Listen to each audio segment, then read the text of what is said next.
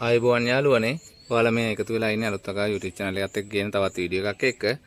මම අද ඔයාලට කියලා දෙන්න හදන්නේ නයි මිරිස් කරලක් අරගෙන පැල කරගන්න ආකාරය. ඔයාලට පේනවා ඇති. මේ අපේ ගෙදර හදපු නයි මිරිස්. මම මේ නයි මිරිස් කරලා දැන් කඩා ගන්නවා. මම ඔයාලට පෙන්නන්නම් මේක ඉක්මනට පැල කරගන්න පහසුම ක්‍රමය. ඔයාලට පේනවා ඇති යාළුවනේ මම මේ සිදුරු කරගනිපු භාජනයක් තමයි අරගෙන තියෙන්නේ මේ නයි මිරිස් කරලා පැල කරගන්න. මොකද මේ වතුර නැත්තම් මේකේ වතුර රැඳෙනවා. වතුර බැහැලා යන තමයි මම මේ ආකාරයට සිදුරු කරගෙන තියෙන්නේ. අපි මේ ආකාරයට සිදුරු කරගත්තු භාජනයට ඔයාලට පේනවා ඇති මම මේ කොම්පෝස්ට් පොහොර අරගෙන අවිලා තියෙනවා. මේ අපි ඒක මේ භාජනයට පුරව ගමු.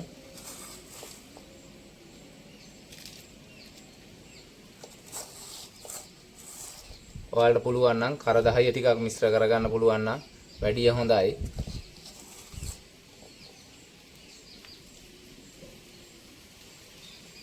අපි මේ ආකාරයට භාජනයට කොම්පෝස්ට් පොහොර පස් පුරව ගත්තා. ඊට පස්සේ අපි මේ වලට පේනවා ඇති මම අපේ ගෙදරින්ම පැල කරගත්තු නයි මිරිස් ගහකින් කඩාගත්තු කරලා අපි මේක මේ ආකාරයට කපා ගමු.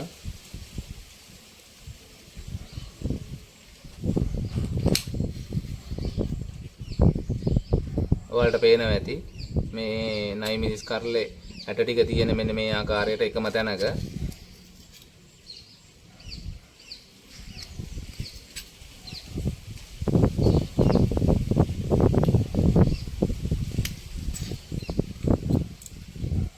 මේ වලට පේනවා ඇති. දැන් මම මේ නයි මිරිස් කරල කපාගෙන ඔයාලට පේනවා ඇති මේ නයි මිරිස් ඇට ටික අපි මේ ටික තමයි පැල කරගන්න හදන්නේ. ඔයාලට පුළුවන් මේක හොඳින් පැල කරගන්න කෝමාරිකා සාරය තියෙනවා නම් කෝමාරිකා ටිකක් මේකේ ගාලා කෝමාරිකා ගල්වලා ඔයාලට මේක පැල කරගන්නත් පුළුවන්. නැත්නම් මම අරන් තියනවා අඟුරු. ඒ කියන්නේ ඔයාලට පුළුවන් දර අඟුරු ටිකක් අරන් කුඩු කරලා මේ ආකාරයට මිශ්‍රණය හදා ගන්න. මේ ඔයාලට පේනවා ඇති අඟුරු කුඩු. අපි ඒක හොඳින් මේකෙන් මිශ්‍ර කරගන්නවා. මේ ඔයාලට පේනවා ඇති. අපි මේ ආකාරයට මේක හිටව ගන්නවා.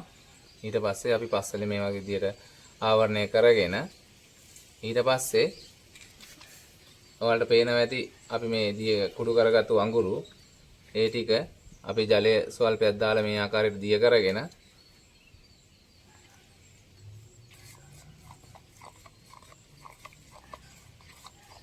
ඒ ටික අපි මේ වටේට මෙන්න මේ ආකාරයට දා ගන්නවා. දාගෙන ඊට පස්සේ මේකට අවශ්‍ය ජල සම්පාදනය ලබා දෙනවා. ඇත්තටම විශාල වශයෙන් අපි මේකට වතුර ජලය යොදන්නේ නැහැ. සාමාන්‍යයෙන් තෙතමනේ යාන්තමට රඳා පවතින අපි මේ ආකාරයට ජල සම්පාදනය ලබා දෙනවා. දවසකට එකවරක් විතර ජලය ලබා දුන්නාම ඇති.